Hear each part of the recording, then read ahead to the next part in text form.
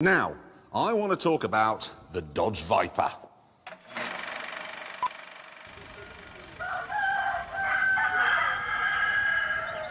It was designed and built in a shed by a team of just 17 men. At the time, Dodge was strapped for cash, so they had to use whatever they could lay their hands on. The 8-litre V10 engine was taken from a lorry. The wheel hubs were lifted from a pickup truck.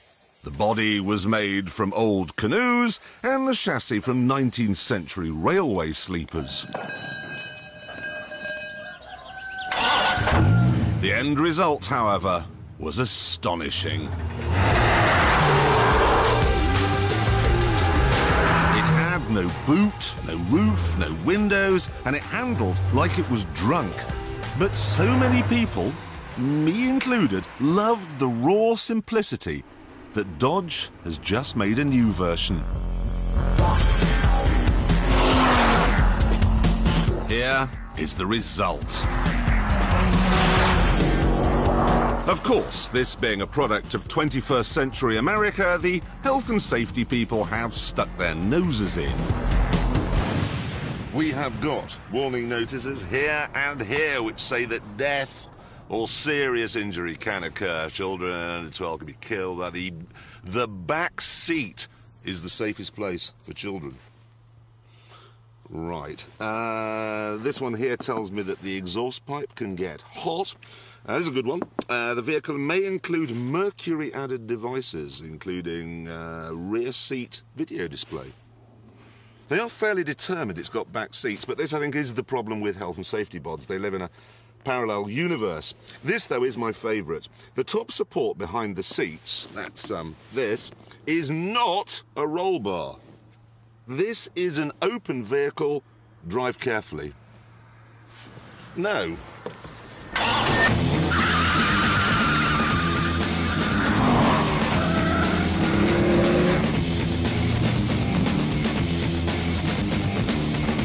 If they wanted me to drive carefully, why have they given me an engine that's even bigger than it was in the old Viper? It's now an 8.3-litre V10, which kicks out 500 brake horsepower. And that's a lot.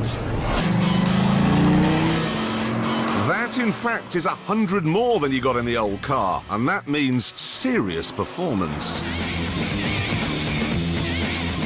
0 to 60 takes 3.9 seconds. Flat out, you'll be riding a tidal wave of thunder and doing 195 miles an hour. And this incredible turn of speed is only part of the makeover. Anyone familiar with the old Viper simply wouldn't believe the features that are available on this one, the sequel. I mean, it has a space which could be used for transporting goods. Look at this. It has a roof which can be raised and then lowered depending on prevailing weather conditions. I love this. If you touch this button here, glass rises out of the door.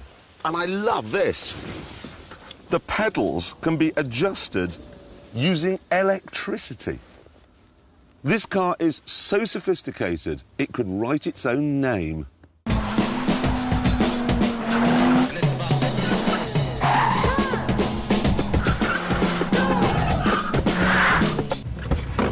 Yep, there.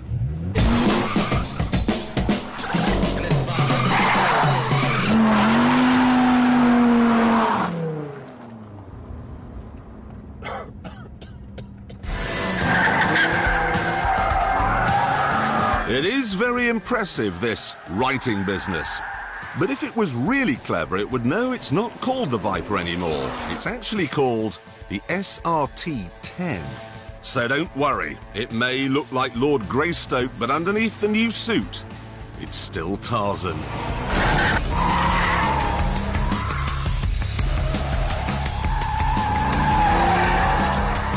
It's still an absolute animal.